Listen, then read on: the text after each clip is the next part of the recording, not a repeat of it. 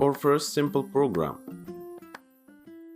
To start working in our program, we use the text editor brackets.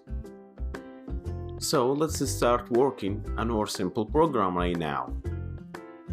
I want to create a variable called name and assign it with print to display on the screen to the user. Then put brackets and type input inside the brackets, which means to prompt the user to type something. And type another brackets and put a string signs. That's your name, or you can put whatever you like.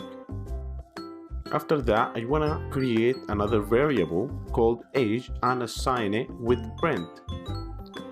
Then open brackets and put input to prompt the user to type whatever they want.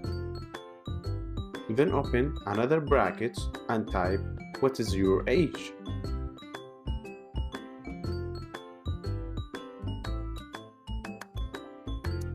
Finally, I want to display to the user thanks message.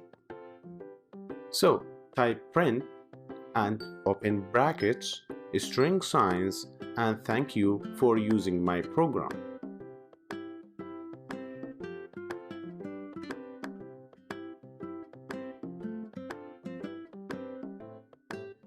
So now, save your work and try on terminal now and see what we did.